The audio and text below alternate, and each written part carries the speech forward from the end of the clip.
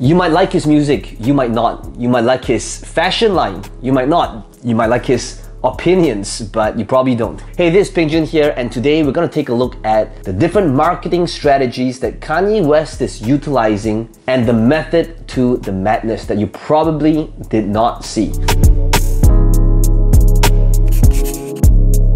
You probably know this, but Kanye West recently released his album called Jesus is King, and there was a ton of hype, speculation, and gossip around this release. Now, first of all, let me just quickly explain to you what this video is not. Number one, this video is not about reviewing how good or bad the music is. There are literally tons of videos that's out there right now, and I'm probably way not qualified to talk about music quality and beats and all that kind of stuff. Number two, this video is not about whether Kanye is a true believer of God or Christianity and speculating whether he's doing this just for the attention. Again, there are tons of videos talking about this, and let's just say there's tons of judgy people out there throwing their judgment hammer around. But let me talk about what this video is. This video is literally coming from the standpoint of a marketer, and the things that Kanye West is actually doing, the strategy, the thought process, and what most people are not seeing when it comes to really marketing, positioning, getting attention, and the different techniques that's being utilized to maximize attention, reach, as well as profitability. Are you ready? Let's begin.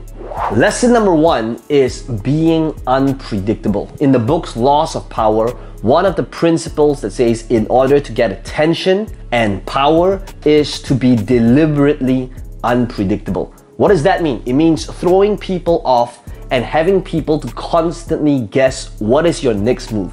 If you take a look at what Kanye has been doing in literally last decade, he has always been unpredictable. Take a look when he infamously interrupted Taylor Swift. Let you finish, but Beyonce had one of the best videos of all time.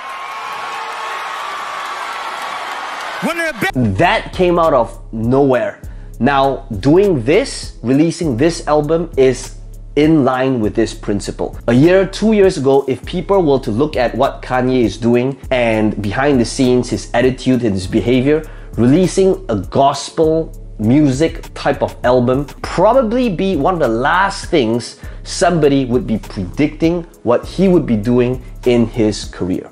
So lesson number two is polarity. One of the most powerful elements when it comes to marketing is understanding it's not about serving everyone. Because when you try to go broad and try to appeal to everybody with a neutral, safe message, neutral is boring. Nobody wants to have that neutral messaging because you're just gonna blend in with a sea of other messages that says the same exact thing. What Kanye does so well is constantly coming up with polarizing messages. Now, what's a polarizing message? Is basically a message that takes a stand, understanding that it will divide people, and the people that will love him for it will love him for it, and the people that's offended, that's fine as well. So you notice that again in the last decade, he's been constantly doing things like this, which is like publicly rooting for Donald Trump. Now, initially when he did that, PR outlet, news media outlets were saying that that was a publicity stunt, that was a blunder, it's gonna make mistakes, he's gonna pay for it. But guess what happened? Again, it was a polarizing message. He took a stand, and eventually other people saying, look at Kanye, he is so authentic with his messaging, he is bold, he's able to speak his mind, he's able to take a stand. Now, when you understand this in marketing, understanding that love me or hate me, there's no money in between, that is how he's able to secure attention, and that is how he's literally utilizing this to gain a bigger reach and a bigger following. Lesson number three is scarcity. When people have money, do you know what they want to buy? When people have money, people want to buy the thing that they can't buy with money. Now, Kanye realizes this, and in everything that he does, there's always some sort of scarcity involved. If you take a look at his past products, for example, Yeezy. When promoting his fashion line, Yeezy, he or one of the Kardashian families, he will be photographed wearing a new item which is yet to be released, all creating a buzz. In the past, this can be seen with Yeezy sliders, which Kanye wore to a 2 Chainz wedding in Miami. Another example would be like when he ran this Sunday service to build for his album. This campaign has consisted him of hosting small intimate shows with a full gospel choir. Now, Kanye had no professional media taken, but does allow few attendees to record whatever they want on their phones. Now, this ensures that we end up with a series of short, bad quality videos on the internet that will make some serious traction online with all of his materials going viral. This is something that he does all the time, including launching new products, because people will have fear of missing out. You want to take your marketing campaigns to your next level? Think about how you can add scarcity, something that's limited, because people will want something that they can't get when they can't get it even more.